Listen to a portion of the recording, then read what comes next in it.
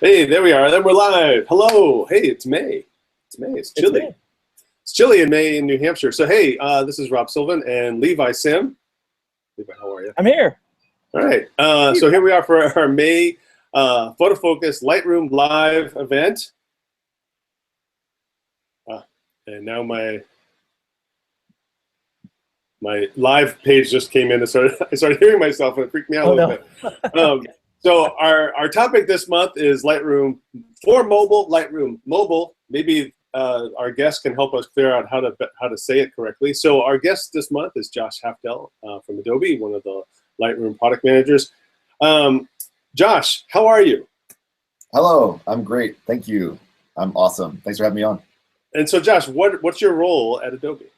Well, I'm a product manager here at Adobe, so it means that I help out to work with the teams, the engineering teams, design teams, QE teams, et cetera, to try and figure out how to guide our products in a way that aligns with what people want and help us create really awesome photography software.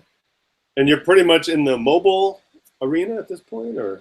At this point, like my primary focus is on mobile, so that includes Lightroom for iOS, for Android, Lightroom for the web, as well as Lightroom for Apple TV. So those are my primary focuses, but we all get our hands dirty in lots of different parts of it. So I also work with the desktop teams as well. All right.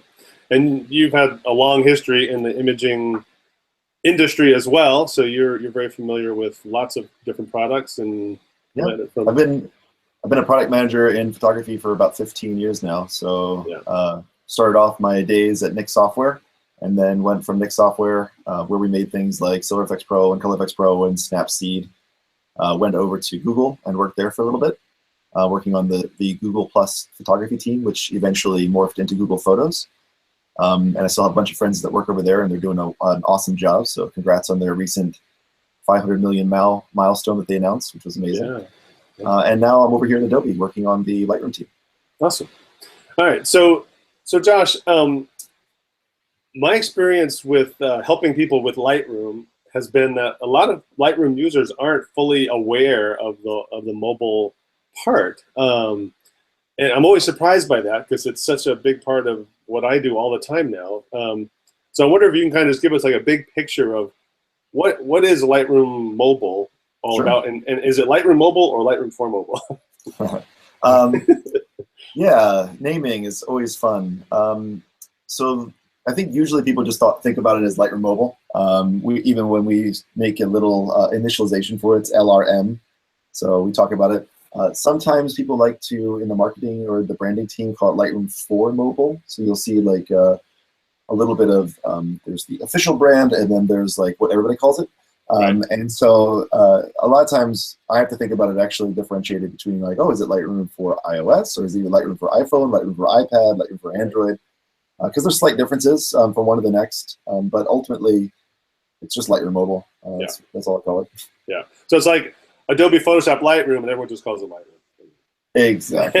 Exactly. Yeah. All right. So before I get too far ahead, I forgot to say thanks to Photo Focus for having us here this month. And at the end of our show, we always give away something. And so this month we have some perfectly clear plugins to give away. So the way that you get entered for that giveaway is just by leaving a comment on our YouTube page. So if you're watching this from the Photo Focus embed view there, just click on over to the YouTube page so you can see there's the comments on the right, and then just say hello, say what's up, say where you are, or more importantly, ask us some questions about Lightroom or Lightroom for mobile or Lightroom mobile or Lightroom. We'll fill all those questions in as we go along, and hopefully answer your questions. All right. So that's right. So real quick then, like Andrew, Peter, Alan, Matt, and Lori are all already entered in the drawing. Excellent. Excellent. And it's always fun. Yeah, it's always fun to give stuff away. And we'll see if we have anything else, because I might have a copy of my book code I can give away. So I'll have to check on that as we go. So anyway, so get your questions in, get your hellos in, and we'll keep track of that. So, all right. So in part of this naming and this the way we talk about Lightroom mobile, the other side is then Lightroom desktop. At least that's how it gets talked about, even though you may not be using a desktop, right? So we have essentially Lightroom on your computer, and then there we have Lightroom on your mobile devices. And your mobile device could be Android, iPhone, could be tablet, or it could be a phone, right? Is that kind of the gamut right now? Well, there's also Chromebooks. So all right. Chromebooks also support Android apps now as well, so you can actually use it on a Chromebook. The whole idea of like what is mobile, what is not mobile, that line is becoming very, very blurred these days. It is. Microsoft Surface Books, like, is that a tablet? Is that a laptop? Who knows what it is? I know.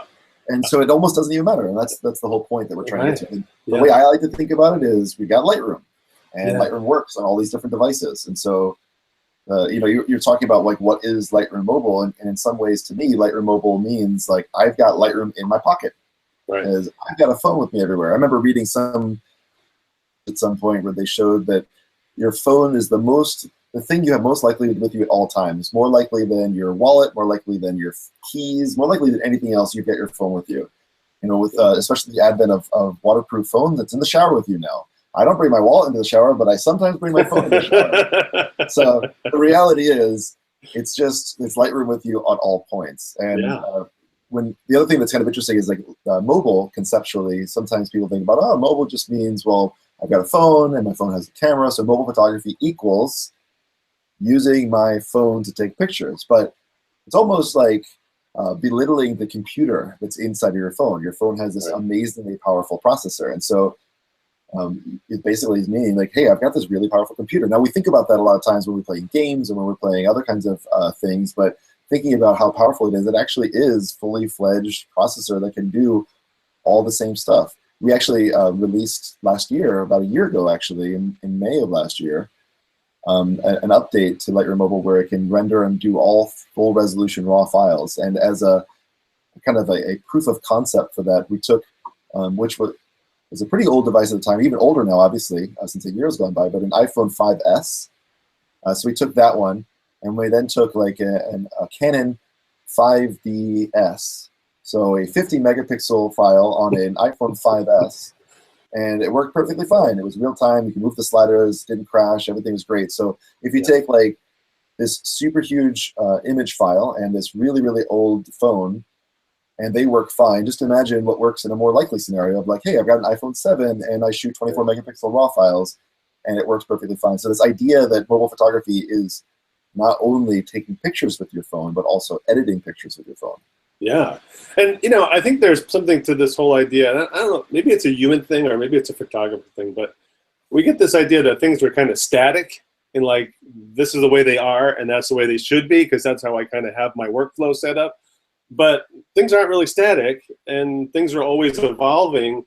So I think back like where mobile is now, it kind of reminds me of this conversation of like when digital first came out and it was the film versus digital and which is better and I can't use it like the way I want, the way I used to. But now here we are 15 years later and that's kind of a silly conversation anymore. And it seems like mobile is kind of in that same arena.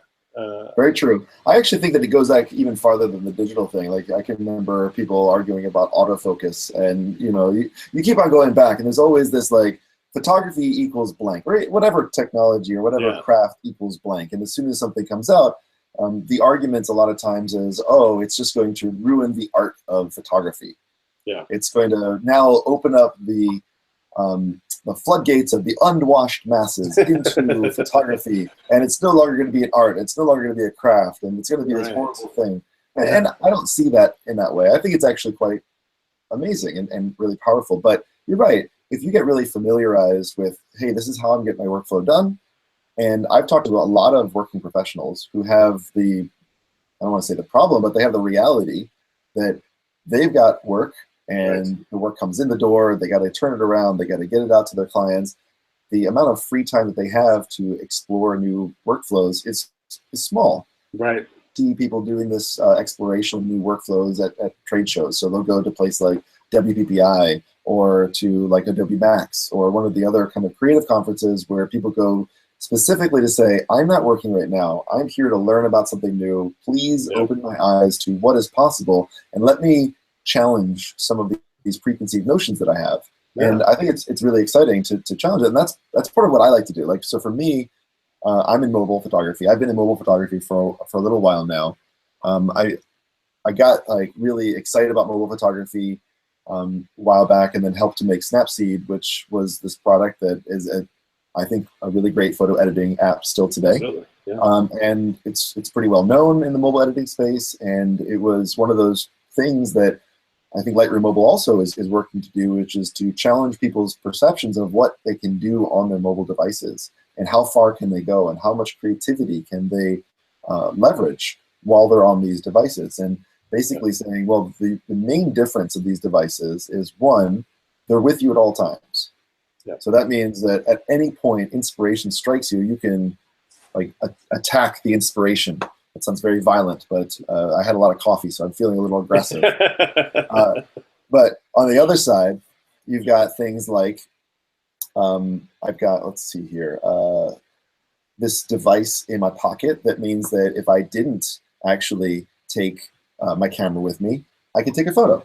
Okay. And I think the one thing that happens, like you're talking about that kind of people getting to a static mind state, that comes a little bit from maybe you try something out in the beginning, and you're like, oh, actually, this I tried it on the first iPhone or something like that. It wasn't that good, and compared to the quality of other device, you take it, you say, I had a little bit of time, I tried it out, you just put it into a bucket, and maybe once every 2 or 3 years, you come back to it and revisit it, like, is it so good yet? Not really.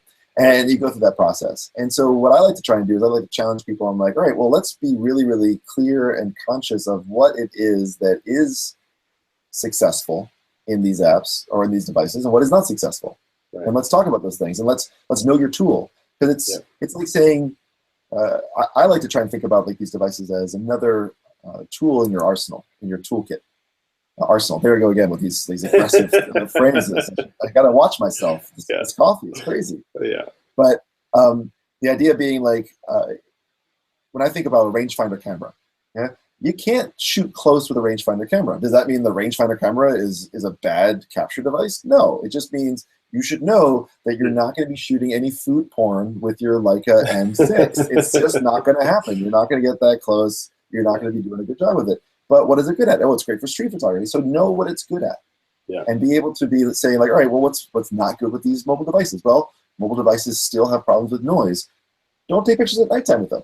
That's one way of doing it. Yeah. Although Apple has recently tried to challenge that. They had that Shot on iPhone campaign specifically shot at nighttime, showing folks that it does do a good job at night in certain situations. So you know, like, hey, if the lighting is in the right kind of scenarios and the right kind of scenes, you can still get good results with them. So it's still a challenge. It's all about challenging your perception and identifying, well, what can I use it for? So maybe we should jump in and do a little show, because it's fun to talk about. So maybe just to kind of ground it down, where most, I think, of our audience is used to looking at Lightroom on the desktop or a laptop or Surface Pro, whatever you've got. So that's kind of one place to start from. And then you can gather photos together in a collection. That's the vehicle. So why don't I share my screen and just bring that over to my catalog on, is that showing my catalog? Yeah, so, and while you do that, Rob, we've also got some questions popping in too. So. Oh, good. All right, well, if any you feel like should go, fire away. Otherwise, I'll just kind of just go through this real quick. So in my collections panel here in my catalog, I have 2 collection sets. I have one called To Lightroom Mobile and one From Lightroom Mobile. And for me, in my brain, that just means these are collections that I make on my desktop that eventually go to my mobile devices, whereas these might be collections that I make on my mobile device and they come down here to my desktop. Does it matter? It doesn't. I guess it's just how my brain works. When we're looking at it on the mobile device, we don't, at this point, maybe, I don't know if that will ever happen, but we don't have collection sets. So we just see a long row of individual collections. And so I have this collection I just made for this Hangout. And in this case, that little plus sign means I've also made this the target collection. So if you right click on a collection, that's an option there. So that just means I can go through my other photos and hit the B key and add photos to this collection really easily. And because this little sync icon right here is turned on, that means that all of the photos I add to this collection automatically go up to the magical cloud and then will appear on my mobile devices pretty quickly. I mean, obviously it depends on your internet speed, and it's not a one-way trip, so that any photos that I were to add on my mobile device to any collections that are here, whether they're photos I took in another app and imported into my mobile device, they'd end up here. And so we have both the settings are going both ways, and in the case of images captured on my mobile device, the full resolution photos land back down here too. So these are all photos that were taken with my phone, and then the full resolution, and in this case also raw files, which is, we'll get to talking about that in a minute. Those full resolution images captured on my mobile device automatically download right here to my laptop, which is really amazingly cool. So that's just kind of it at a high level. Any questions related to that part, Levi, or should we kind of? Well, I think that one thing that'd be really helpful, Rob, is if you actually showed how, when you add a collection, you can mark it for synchronization. Okay, sure. So I'll just make a new regular collection. Okay, we can't sync smart collections, and we'll just call this. Let's call this puppy, because I have a lot of puppy pictures. And I can choose here to put it in a collection set. And I would, in my thinking, put this in my 2 Lightroom Mobile collection set. I can include my selected photo. And here is this option. Right from making this collection brand new, I can choose it to be synced with Lightroom Mobile. And I could even set it as the target collection right from here. So that collection just got made. It appeared within my bigger collection set here for 2 Lightroom Mobile. Right. I might maybe put this in the family collection set I have, just because I'm like that.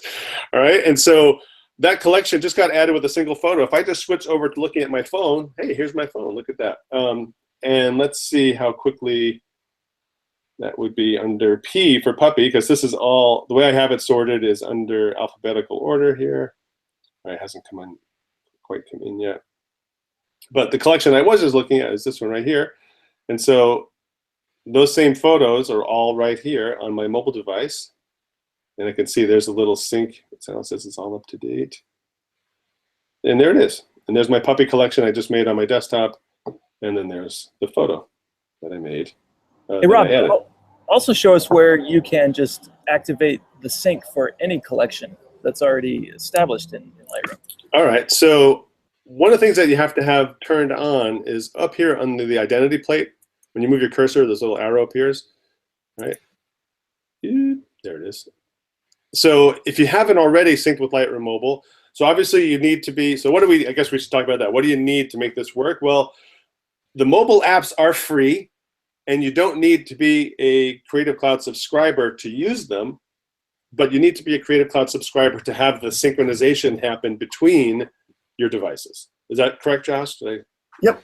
Okay, so because I have a Creative Cloud subscription, and I'm signed in with the same Adobe ID on all my devices, this would have said start, and my sync is on. I just click on that. I could pause the sync if I need to for some reason, but usually I just leave it running. And now with sync turned on, anytime I either create a brand new collection, I have that option, or I can just look in my collections panel here, and let me just find one that I know is not synced. And so these collections here are not synced with Lightroom Mobile.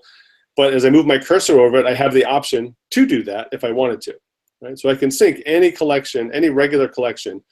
And then what happens is that Smart Preview technology gets used behind the scenes to kind of upload that data in an editable form to our to the cloud, and then make it available on our mobile devices. That's a pretty basic way to say it, but hopefully that's correct and not confusing. Right. Also, you should know, if you suddenly activate a collection with like 2,000 pictures in it, Lightroom is going to be a little slow while those synchronize. Is there anything we can do to mitigate that, Josh? Or like that's a reason I pause I pause the sync when I'm working in Lightroom. Right. Sometimes so that it doesn't slow me down while I'm actively doing my editing work in Lightroom. Yep. So what's happening is, the reason why that's getting slow is it's generating those smart previews, as Rob was talking about. So like the idea is that you are working from your desktop. You have your raw files are all stored on your desktop. That's where the originals are stored. And then we're going to synchronize up to the cloud a smaller version of it. So that way it's faster to load onto your mobile device, doesn't use up that much data, but it's using that smart proxy or smart preview functionality that makes sure that you have that ability to still do raw type of adjustments. You can still change the white balance. You can do highlight recovery, all the stuff that you're used to and familiar doing with a raw file. But it needs to be processed. So there's a couple things you can do to mitigate the impact. One of those things that some people who use are heavy Lightroom mobile and desktop synchronization users is they will turn on the generate smart previews at the time of import. So that's an option during the import process of Lightroom. Another thing you can do is you can actually, inside of Lightroom, you can, at one point, you can batch render all of the smart previews and say, hey, make smart previews of all of these files, and then go get a cup of coffee while it does that. The reality is that rendering needs to happen at some point, so you can just decide when you want to do it. So like by pausing it is another way of doing it. Instead of like, hey, pause, don't do it right now, unpause, now you can do it. Yeah. However you want to work, there's a bunch of ways of going through and mitigating any kind of impact to the performance. Yeah. Related to that, oh, sorry, go ahead, Rob. No, I was going to say, I've been doing it at import because there's now that preference option under performance to use smart previews if they're available in develop, just to kind of speed that process up. So you can get some additional benefits that way. How much, so there's a question here about memory used on the phone. We need to understand that we're not sending our full resolution photographs to Lightroom Mobile. Do you know the resolution we are getting out of that, Josh? Yeah, the smart previews are 2560 on the long edge. So depending on whatever the ratio of that file is, the aspect ratio. So whatever the short edge would be, it'd be based off of the long edge of 2560 and your aspect ratio. But the question is actually how much space is being used on the phone, and it's also different than just realizing, because like let's say you had 1 million photos that you synchronized with the cloud, it wouldn't be using 1 million photos times the smart preview space, which is still around a meg to 2 megabytes of space that's used for smart preview, depending on aspects of the image. The reality is that Lightroom Mobile uses a pretty intelligent caching system. So there's a couple different layers of information. It has like a little thumbnail that it stores inside of its database and cache, so that way you can scroll through it and be able to see your thumbnails. And then when you click on a photo or tap on a photo, you'll then see the larger rendered preview, and then you see that preview while it's downloading the smart preview in the background. So you get like a non-editable preview that you can see, and then it downloads a smart preview. Now, if you don't use those images for a little bit, those images get cleaned away. So typically speaking, on my device, unless I have used the enable for offline, which I can show in a moment, functionality, it's using around 2 gigs of space on my phone. And it'll just keep on going through and cleaning up and clearing out areas that it doesn't use or you haven't used for a little while. So that way you're not using up a huge amount of storage space on your phone. Because clearly, there's lots of people out there that have the smaller storage devices. I still question why there was ever an option to get a 16 gigabyte phone, because I feel like it was thrown in there as like a way of like, oh, everybody will realize that 16 gigs is too little, and then they'll just pay the $100 to upgrade to the bigger one. But nobody did. So everybody got these 16 gig phones. It should never have been an option. Like for me, as somebody that does a lot of mobile photography, of course I went with a 256 gigabyte iPhone 7 Plus. So I've got oodles and oodles of space. I remember having a conversation recently with a kid. And he's like, I'm a big brother to some kids, and he just got a phone as a hand-me-down. He's like, so I got 16 gigs, and I bought him a GoPro Hero 5 because he likes to go out and do videos. And he's like, I got this like 8 gigabyte file that I recorded on my GoPro, and I want to transfer it over to my phone. And he's like, well, it's not going to work. Why? It's like, well, because you don't have enough space. He's like, but why? And he's like, well, you have a 16 gigabyte phone. He's like, well, how do I add more space to my phone? I'm like, you don't. you can't. You have to go buy a new phone. He's like, but I can't afford a new phone. I'm like, I know. I know it sucks. Yeah, so another side benefit for me is that since I started using Lightroom Mobile, I don't really keep photos in my phone's camera roll anymore. After I've all imported those into Lightroom Mobile, I clear out my camera roll, and I don't know if that's normal, but I just don't go there. That's not my go-to place for my photos. Sure, and there's lots of ways that you can get advantage of it. I mean, that's part of the benefit of this synchronized workflow.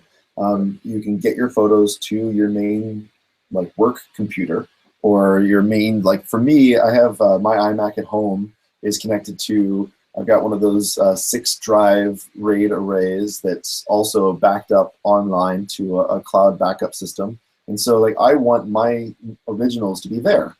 So that way, like if I lose my phone, or if even at some point my house gets broken into and my computer is stolen, or there's a fire or something like that, everything is stored in the cloud. And it all kind of like syncs through that main like conduit, which for me is the Adobe Creative Cloud. Right, right.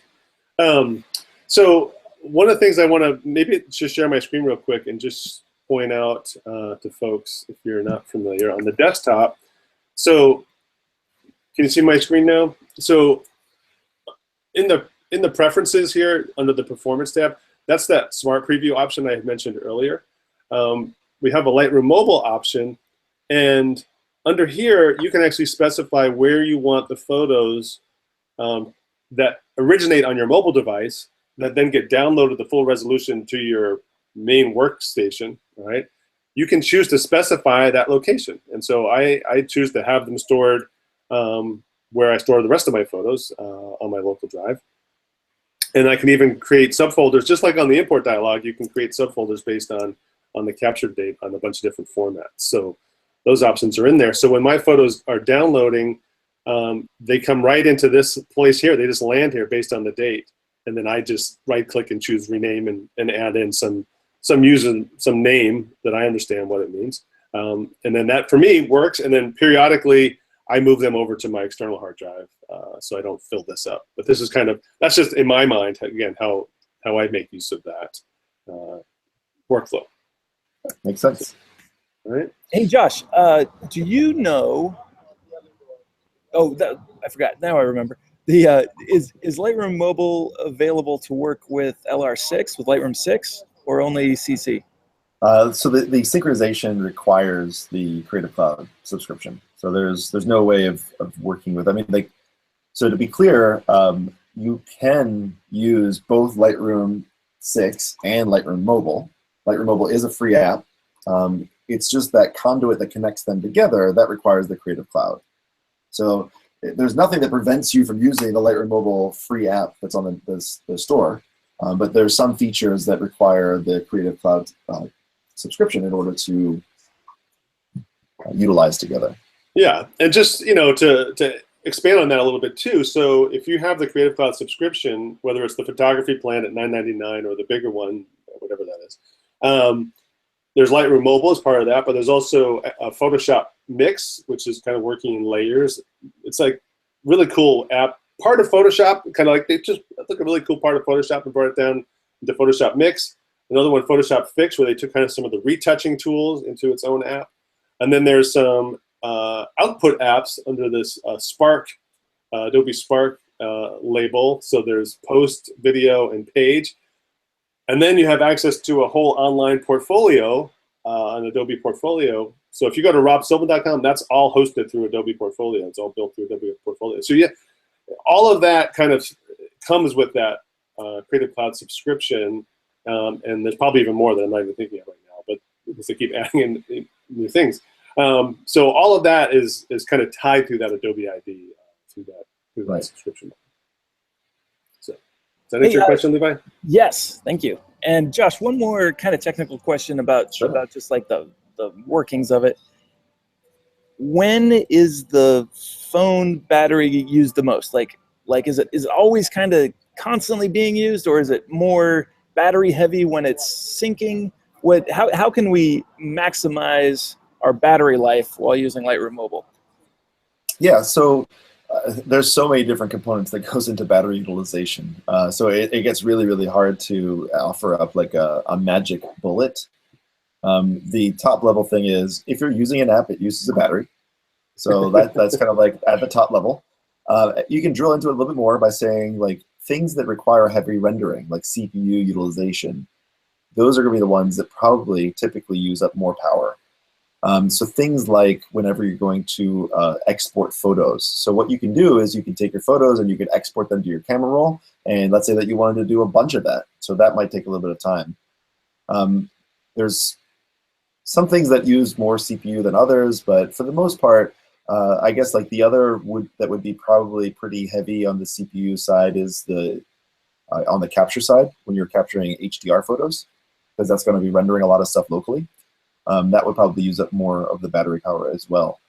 But just like when you're taking your camera out and you go with the camera, like you take a spare battery with you. Same thing with your phone. Like bring a spare battery with you. So it's not like there's no free lunch. Right? There are laws of physics that must be adhered to, and some of those laws of physics are. I don't know which law of physics it would be. I'm a photography major, darn it. I don't know how that stuff works. But I'm sure, like, if we had Bill Nye the Science Guy or Neil deGrasse Tyson on the show, they could explain it to me in a way that even I would understand. But I'm just going to go ahead and use the blanket hand-wavy science. Well, there's so many options for battery packs now. That they're tiny, they're big, they come with speakers. I mean, you can go crazy in that technology. I have with me at all times, because I do a lot of mobile photography. And we can probably even get into a little bit of it, like the stuff that I like to do and how I like to use it. But I spend a lot of time, I do street photography and as well as travel photography. And so when I'm out traveling, I'll have with me I shoot a combination of like a Leica Q, a Fuji X-T1, as well as my iPhone 7 Plus. And so I just use and capture with whatever is convenient or appropriate for the specific subject, or if I don't have anything, then of course my phone. But basically, like what will happen is I'll be sitting there and I'll bring photos in, I'll import them directly into my phone, I'll edit them, but I'm also doing other things, you know, like I'm waiting for a bus, I'm playing on a video game. So like I have a battery pack with me at all times. And so I just plug it in and keep my phone topped up, as the Brits would say, I guess. And well, do you want to show? Do you want to show something on? Sure, I can definitely show a little bit of stuff on the mobile side. Yeah, I'll switch over to sharing my screen. While you bring that up, do you guys have Andrew's asking a off-topic question about books? Blur Books is built into into Lightroom. Have you guys had good luck with any other companies? Do you like Blur? In terms of like printing books? Right, printing books. Well, hold on a second. I'm still sharing my screen. Yeah, I mean, I think there's lots and lots of book printing companies out there. There's just too many, and there's every one of them has their own values. I mean, there's even other ones like so. Blur obviously connects directly within Lightroom. And there are other companies out there that produce different kinds of quality. It depends on what you're looking for and what you're trying to accomplish. A lot of times the decision that you go through comes down to the price and as well as the quality of the book, as well as like the options that they offer. So Blurb is a great option. I know that a lot of people use Shutterstock as another option. I know a lot of other people use like iPhoto or Now Photos like to create books. I saw that Google Photos now prints books. I mean, there's just bunches and bunches and bunches of different book printing solutions out there. And there's even ones where you start going into like high quality output where you're getting like digital C prints that are then like cut and pasted onto the pages, or inkjet prints that are cut and pasted on the pages. Most of the printing companies use like digital offset printing, which has its own positives, like in terms of price, but it has its own negatives in terms of like what kind of paper stock that they can use and what the kind of like level of resolution and color fidelity that they can have. So it all depends on what you're trying to accomplish. So there's no, again, single answer to it. You know, I've seen books going from like $29.99 all the way up to like $5,000. So you can pick your poison and choose what's important to you. But as you said, since Blurb is in there, that's oftentimes a popular choice since it's right there and it's easy to access. But I can't really like recommend one thing or the other. I'm less of a book printing person than I am like a one-off printer person. Like I have an Epson 7900 at home, and so I'll print large prints at home for like presents. There's nothing better than just giving somebody a big picture of an ugly photo, and then they have to put it up. They're like, aha, that's like my version of the grandma's cardigan from back in the day. Like, yeah, nice. You got to put it up now. Nice. All right, were you able to share your screen? Yeah, I was, but I just didn't think that anybody wanted to watch my screen sharing while I'm talking. So I appreciate that. Thank you. Let's see. I'll switch over to here. I'll go full screen. So you can see it, right? Yes. Okay. So, oops. Hold on. Let me just turn on do not rotate because I'm I'm a Jew, so I talk with my hands, so I get really fidgety, especially when I'm presenting on the phone. So anyway, so here we go. I've got Lightroom Mobile opened up right here. There's a couple different things that you can see right away. One, it's not 9:41, so if anybody's like, oh crap, it's 9:41, that's not true. But the other thing that you can see is that at the top we've got this little LR icon. That's where you get into your settings. So this thing has a couple of options inside of here that you might want to turn on or change. Like the option that says sync only over Wi-Fi. So for example, if you've got a limited data plan and you don't want this thing to use up data, it is going to download photos and it's going to upload photos. And so photos are large. So if that's something that's important, you might want to turn that off. It is defaulted to off when you install the application for the first time. But if you want to use your cellular data, you can just turn that off so it does not sync only over Wi-Fi. The other thing is prevent from sleep. That's on automatically, but that's cool because as long as it's plugged into power, your phone won't turn off. So that way, if you need to like upload a bunch of photos overnight and you just want your phone to go, like you can do that. Load full resolution does what it expected to do. Auto add photos and videos. It will automatically search every time you open up the app. It will look to see if there's any new photos or videos inside of the application or inside of your camera roll to import automatically. The show touches is really useful because then the little red dot will show up. So it's useful for me when doing presentations so that you can see what I'm tapping on. And then the collect usage data is just if you want to anonymously provide information about how you're using the application so we can make the product better, you can leave that on. So anyway, those are some things that are just inside of there that are useful to know about. But when you open up the application, you start off inside of this, we call it the organize view, because you can, hey, organize your photos. And you can see all these different collections that I have in here. As Rob mentioned, as of right now, it doesn't support collection sets, though it is something that a lot of people have asked for, so it's something we definitely understand is important to add in there. But let's just go into one of these collections right here that I've created. Actually, let me go back real quickly and I'll show one thing that's interesting. You see right here, we're under my red dot, like right to the left of my red dot, I got two icons on this one. One of those, the little phone with a check mark, means that I've enabled offline editing, which is something I notice that a lot of times people are, they don't know about because it's hidden. It's hidden in this little three-dot menu over here, which basically it says disable offline editing. For one that isn't enabled, like if I go into this grease one, you can see now it says enable offline editing right here. What that will let me do is it will basically download the photos off of the cloud. So in case I were going on a train or a plane or someplace where I don't have internet access, or I don't want to use my cellular data, so I can be at home with Wi-Fi, enable for offline editing, it'll download the photos, and that way, if you lose internet connection, it'll always be available. And the one to the left of that means that it's been shared. So I can actually create a little shared version of this that I can then send a URL out to my friends and family so that they can see the photos. Anyway, so this is a collection that I created of photos from my last trip to Japan. And what's fun about this is I edited every single one of these. I imported them all on my phone. I edited every single one of them on my phone, and I then like shared them from my phone. So I actually never used Lightroom Desktop on these photos. And these are all shot on a Leica Q. So I used the little SD to Lightning importing dongle doohickey thing. I made some friends at a coffee stand. They were really lovely. And so you can be able to use this if you want. You can like show people, hey, here are my photos. Yay, look at me, photography. There was a bad word in that photo, so we'll go fast through it.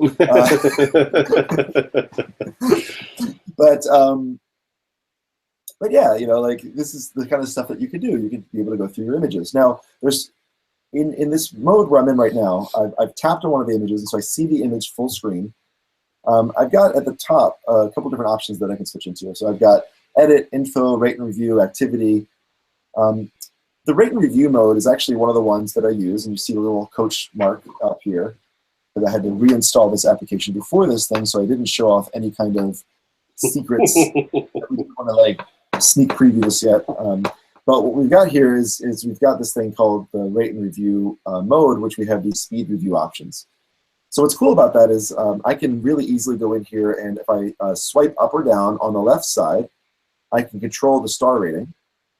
If I swipe up and down on the right side, I can control the flag status. So what I can do then is I can quickly go swipe, swipe, swipe, swipe. Basically, no, I don't want that to be 3 stars. I still want it to be 4 stars. So I can go through here and I can flag and rate as I go through these images. and be able to like create and curate my selections of photos for the view or for the presentation that I want to give to my friends and family or clients or whomever else is looking at my photos. And so this gives me that opportunity to go in. I have a film strip at the bottom. I can tap through the film strip. What's really good about that, of course, is if I have a couple of images that are similar, I can like tap through them and compare the two of them by just tapping and comparing. And I can see, oh, so like, actually I lied. There is one photo in here that I had to go into Photoshop, and you can see I retouched out that that little light spot over there because it was distracting. So yes, I did do one of these things not on mobile. So I caught myself in a bald-faced lie. It was accidental. I didn't mean to mislead. But anyway, so this is cool that you can go in there and you can do all this rating. And one of the things that I personally like to do is I like to go in and spend the time to curate the images, because there's that old saying that the only difference between a good photographer and a bad photographer is that the good photographer only shows you their good photos. So meaning that good photographers take crappy photos too. You just don't see them. So that's something that I do a lot, is I spend a lot of time curating. And so I spend a lot of time in the review room to go through and come up to that state of like, what are the photos that I want to work on? Now, the good thing about that also is if I spend a lot of time curating first, that means that I don't actually have to go in and edit photos that I'll never show later on. So that saves me time on the editing. So I always start off in the review mode. The other mode that you can see in here is the info.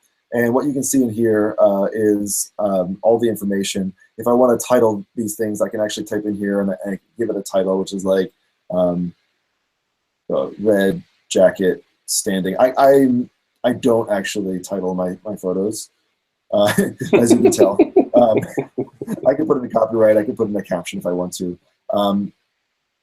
But what's cool about that is that information will be carried over to Lightroom Desktop. So all the information will come over to you on your desktop. So that way you can actually, if you want to, do your title captioning or copyright information. You can do that really easily. And then finally, we also have this edit mode. And let me see here. We'll pick some photo to edit, like this one, for example. And what we can see here is I've got the edit bar at the bottom. And what you can see is underneath the crop and the light, there's a little gray bar. And what that's indicating is I've actually done something in there. So I haven't actually done anything in the color or the effects or the optics. So if we go into the crop, you can see that I cropped it just a little bit on the sides. Because I think what I did was, no, I just cropped it from down a little bit. You can see I can move it around. So just a very slight crop that I did the image. And then if I go into the light, you can see that I've done some exposure, some contrast, and I added a curve to it. So these are all these kinds of tools that we can do, and so we can basically modify or adjust any of these enhancements that we've done to the image. I can even go into the color, and let's say that I wanted to go in and I wanted to make some of these reds or orange boost some.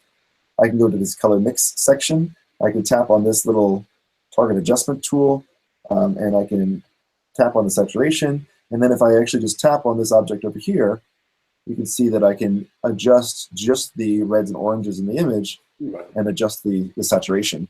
So there's a lot of these like really detailed kinds of tools that we can do inside of the image. We can go in and we can play with clarity, for example, or dehaze, or apply a vignette to the image.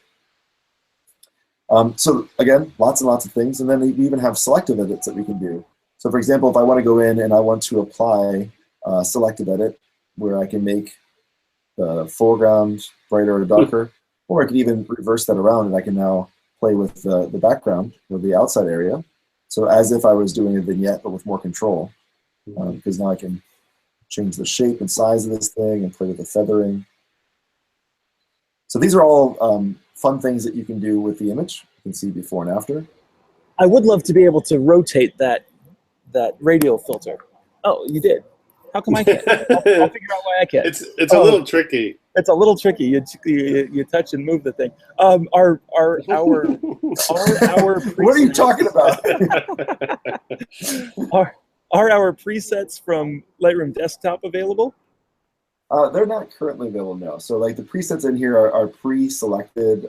They're yeah, they're in there. They're not the presets that you have. You also don't have the ability to create presets, but it's definitely one of those things where we've heard lots and lots of people say, hey, I want my presets. I bet you have. So we've heard that. So the other things we can do here is I can undo all that stuff that I just did and go back to where I was at the beginning of that effect. So that's where I started off with on the image. Let's say if I wanted to go, sorry? Was there a preset hack where if I had a photograph that had a preset applied and I applied the previous settings, does that work in mobile? Yeah, sure. So I can show you, for example, like let's say that I've got some images here. I think, let's see here. I think like on one of these things I may have done on Lightroom Desktop. I think I did some upright to this image, but I didn't do it to this image. So for example, what I can do is I can hit the three-dot menu, copy settings, and then I say OK. And then I go over here and I say paste settings. So I don't know if you could tell that it just applied a little bit of an upright transformation to this image. Yep. So that's one way of doing that. So that's kind of like, some people call it a hack. It's just called a feature. However you want to call it. It works. It works so that you can go in and let's say that going back to this image and I really wanted to look a certain way. Like let's just really monkey around with the image. I'm gonna make it look horrible just so that we know what we've done to the image. Okay, so what I can do now is I can hit again copy settings. Okay, go to this next one, paste settings. And so that's one way of applying those results. So it doesn't matter where those edits originated. If I had edited this photo in Lightroom Desktop or I edited this photo in Lightroom Mobile or Lightroom on the web, it doesn't really matter. I can get to the copy settings right inside of here and then paste it over there. But I can also go back in here and I can say reset to import because I just messed up all that stuff. There's also this previous button over here. So if same thing, I don't have to copy and paste. This is very similar to the preset functionality inside of Lightroom Desktop. I can say previous, all from previous, and it'll just take all the settings from the previous photo and apply it to this one. But again, I can go back in there and just reset to import. And reset to import. So basically, you have quite a lot of opportunities for editing your photos inside of here. If you have gone through, and something I haven't shown you yet, is if you have gone through and started to add things like flags and ratings, I can go in here to this top pull-down menu and I can say, oh, show me only my picked photos. Oh, cool. And now show me only like the 4-star photos. Oh, nothing, 3-star. All right, so obviously I didn't star rate any of these photos yet. But if I went in here and I selected rate and review and I added this thing 3 stars and this one 4 stars, go back over here and I say, show me only the 3-star photos. I can see only those ones. And if I say show me only the 4-star photos, I see only the one that I has a 4-star. Cool. So this way I can basically quickly go through and organize my photos. You can copy images from one collection to another, all kinds of other stuff.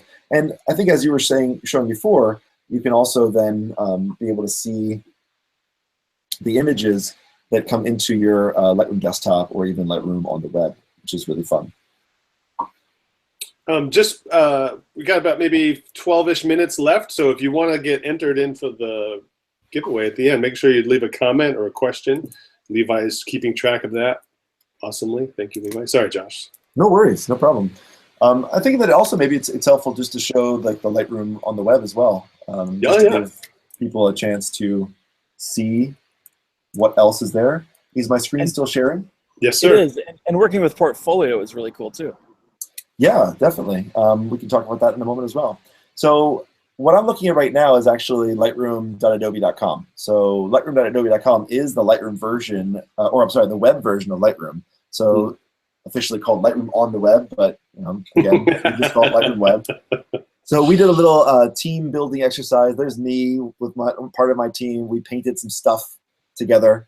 And so you can see all the different things that we painted that would go together into like a giant mural that hopefully we would hang up at some point in our offices. So this is like stuff that we do to stay creative and stay having fun. But this is basically, I shot all these photos again using my Leica Q. I uploaded them onto my Lightroom on my mobile device. They got uploaded to the web. These are also on my desktop at home. They're also on my iPad and on my Android devices and all over the place. I haven't gotten through and done anything with them just yet, but it's just fun that I can go in here and I can see these photos. If I want to, I can even edit them. So you can see that like it has a whole suite of editing tools built right into the application, so I can adjust the exposure, now it's working, and contrast and all other kind of things. I can save that. It will then save those edits back to my mobile device and to my desktop device. And even more than that, what's fun is that I can do some other cool things, like we've got these technology previews. So if anybody's not actually played with this, you can go over to Technology Preview. And we've got inside of here these things where you can actually turn these on. So we have 3 of them right now: new and improved autotone, suggested crop, and search. So what these are like kind of like beta features. They're not fully fleshed out yet. They're not done. But they're working in a way that you can actually play with them, and they're available to anybody that has a Creative Cloud subscription. So I've got 2 of them on right now. One of them is this search functionality. So turning that on, I've got a search box. And what's cool about this is that this is actually going to enable this new technology that we're still working on. It's not fully finished yet, but it's working in a way that's good enough for people to test out, called the auto tagging. And so what this auto tagging functionality will do is it will analyze all of your images, and it will come up with, oh, all these photos we think have yellow in it. Or we can go in here and we can say food, and we'll get back all these photos with food in it. Or we can go in here and we can say happy, and it will show us all pictures that we think are happy. That's scary. Or we can do, yeah. So it's fun that you have all of these things that are going in. And one of the biggest problems that people a lot of times complain about is that organizing photos is really, really time consuming. Yeah. And so what we wanted to do is wanted to make that work better. And so a lot of times people have seen this in Google Photos has this functionality. So we can see like, oh, I searched for dog, and I didn't have to tag this picture with dog, but it came back. Oh, and that was back when I had really pretty toenails. Nice. But yes, so like we can see like these pictures. Oh, this dog was beautiful in Myanmar. I fed her way too much. I shouldn't have, but I couldn't say no because her face was. Now these are not dogs. These are goats. But I can understand why it thinks that they're dogs. Yeah. They're very dog-like. Yeah. So this dog is just saying, "Hey, what's up?" Is there a? Go ahead, Levi. Oh yeah, is there a function? Ken's got a great question. Does Lightroom on the web have a method where a client can pick and choose images? Yeah. So one of the things that you can do is if I go in here to Japan Share, for example, and I click on this shared icon, or actually, yeah, this one is shared. I can click on it, and this is what your client would see. And so if they click on these things, they can actually like heart rate something, or they can leave a comment on something, and you can see that inside of Lightroom Mobile, or so Lightroom Desktop. I didn't know also see that's Lightroom amazing. Mobile. That's that's. But you can actually see all those comments in Lightroom Desktop. So you're like, oh, this one, yeah. They do have to be logged in with an Adobe ID to do that part. Though. Yeah. Yep. And of course, I had an error because I'm logged into a special test field version of Lightroom on the web. This is one of the problems about being a product manager is you enable all these flags and things start breaking left and right for you. It works for everybody else. So yeah. Yeah, no, it's really cool. And there's actually, in terms of the sharing functionality, you can initiate that from Lightroom on the desktop, but there's more options. Yep. There's more options here in Lightroom Web, right? Right, that's correct. And that's something that we are adding into the other parts of it. But when you're in this share functionality, what I can actually do is if I click on share, oops, see, that's why it was bugging me out. Hold on. Go one password. Yeah, exactly. Oh God, you'll see in a second why. I have to constantly making new test accounts for all the different kinds of purposes.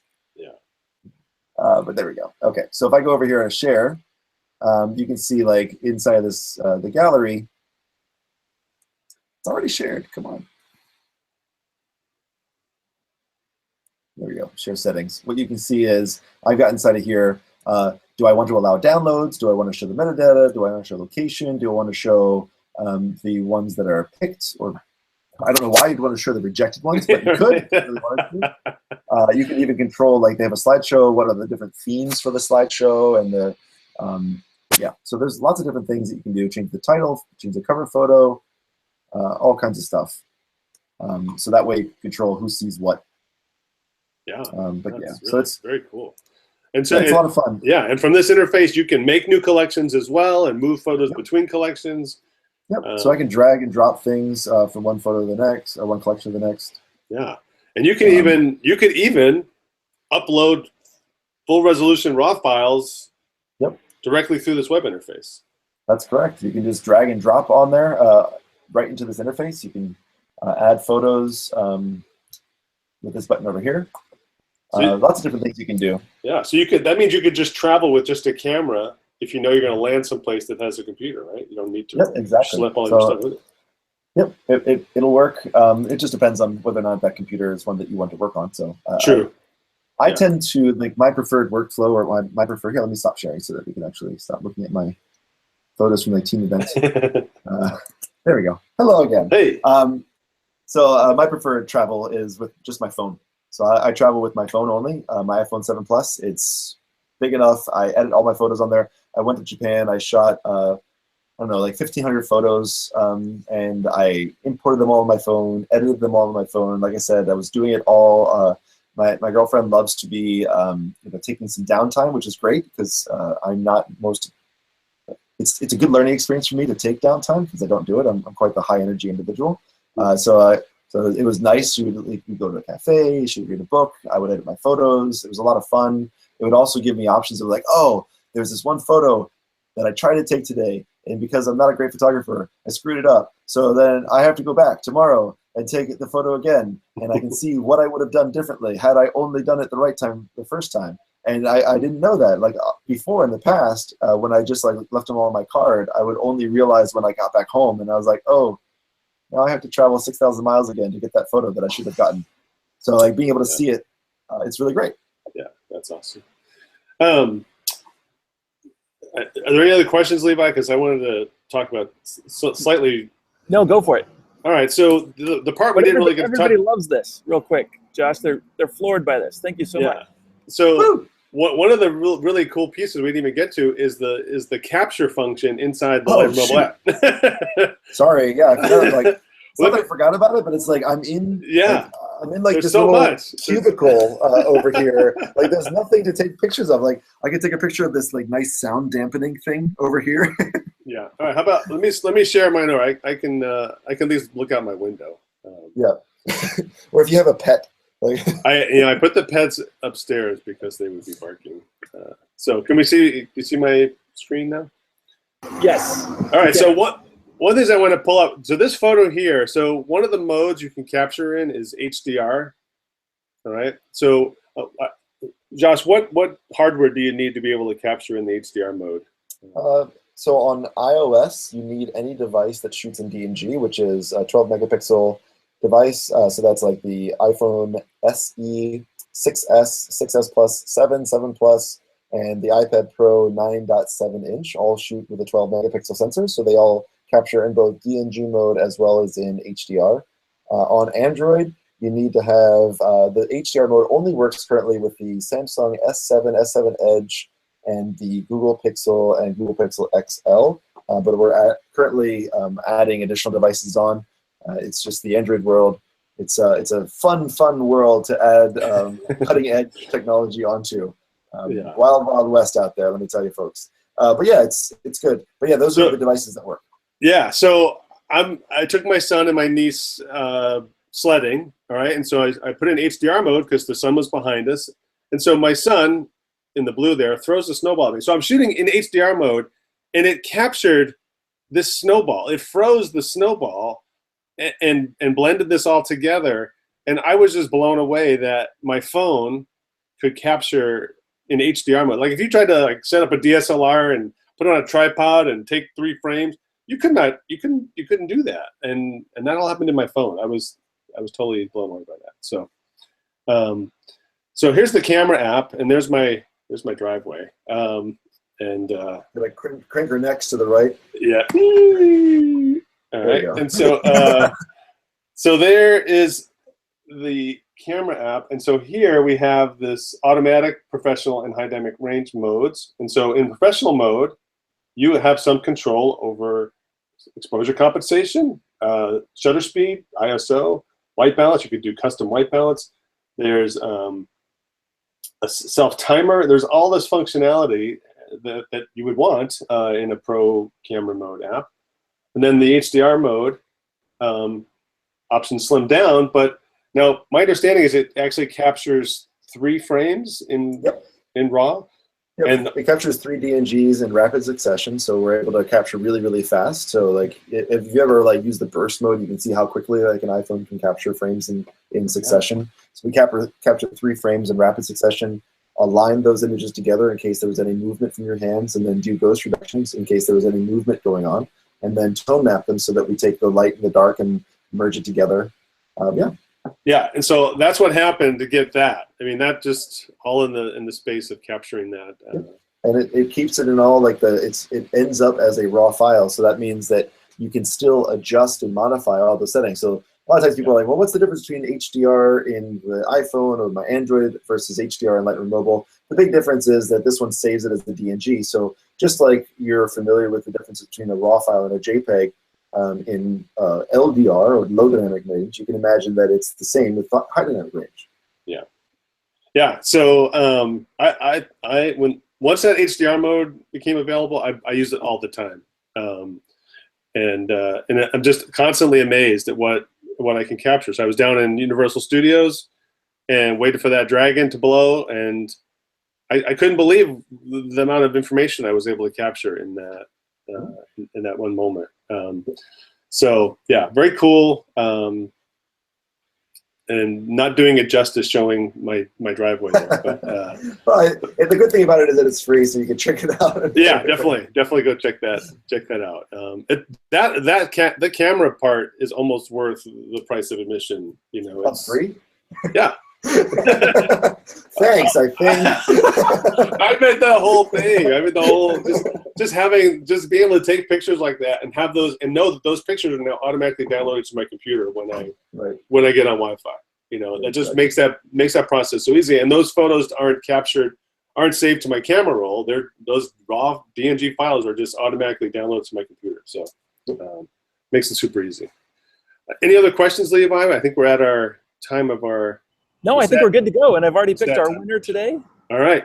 And so lay it on us. Yeah, so Joni Meath, if you will just verify that you're still here, leave us another comment in there, Joni, and I will send you, and then you send me an email, levi@photofocus.com, and I'll send you a license for Perfectly Clear Complete version 3, which is a powerful tool for helping your pictures look better, and it launches from Lightroom on the desktop. So, Joni's here. All right. Thanks, Joni. Thanks for joining us, everybody. And everybody gets a free copy of Lightroom Mobile. Everybody. You get Lightroom Mobile. You get Lightroom Mobile. You get Lightroom Mobile. And all the other ones that come with it. So, yeah. All right. Well, Josh, thank you so much for spending this hour with us and going through that. There's so much more. Every time I get a chance to do a demo of anything Creative Cloud, I can't do it in an hour. There's just too much stuff. Stop putting stuff. No, I'm just kidding. Don't stop. I will never stop. I will never. My goal is to make. I don't want to ever have to come back to my desktop. I want to edit wherever I am. Like my desktop should be there if I want it, not because I need it. Right. I don't like being forced to do anything. That's kind of the bullheadedness of my personality. Like, don't make me do anything. I will do it on my own. Not because I have to. Yeah, no, that's great. All right, well, everyone, thanks for tuning in and spend this time with us. We'll be back next month with something equally as exciting, I'm sure, because every month is exciting.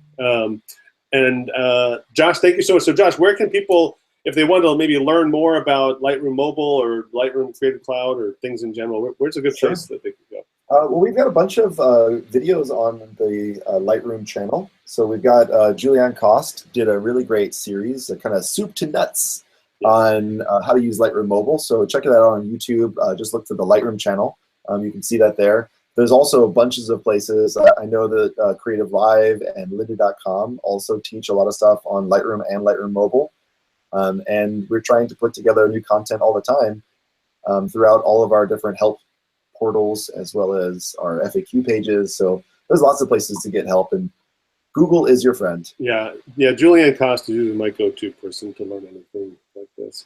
And so Julianne and I work really closely together, and so she's great creative, great teacher, and a great colleague to have at Adobe. So we're really lucky to have her. Yeah, we have, as well as Russell. Russell Brown is doing a lot of stuff too. I don't want to leave Russell out of the equation because I'll get a very angry email from Russell. Yeah, he'll tell me.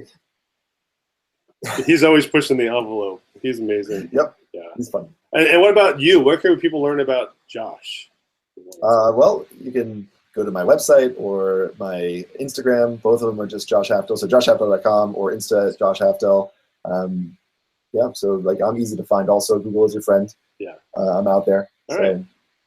Very cool. Well, thank you very much, Josh. Levi, how about you? Where can we find out more about you and whatever you're up to? I'm on Instagram at PhotoLevi, and I'm on Photo Focus just about every day, it seems like. And I will be teaching at Out of Chicago conference next month. That's right. Which I highly recommend. Yeah. Is that anything ironic about that? Like, is Out of Chicago like in Detroit or something? That would be fun. They did do a New York in Indiana. Yeah. I mean, that'd be cool because it's like it's literally it's out of Chicago, so it's not in Chicago. It's exactly. How about you, Rob? Where can we catch up with you? And I'm speaking to a camera club in Boston tomorrow. So anybody's local to Boston, Boston Camera Club. Go over there, talk some Lightroom for them. But otherwise, Photo Focus is a good place to go and find there's all kinds of stuff on Lightroom and Photoshop and photography in general. Yeah, in fact, Rob's weekly column, Lightroom FAQ, is killing it. I highly recommend that to you guys. That's a great spot to pick up all kinds of questions or pick answers to your questions about Lightroom. Yeah. All right. Well, thank you very much, Levi and Josh. Hope you guys have a great rest of your week, and we'll see you all next month. Bye.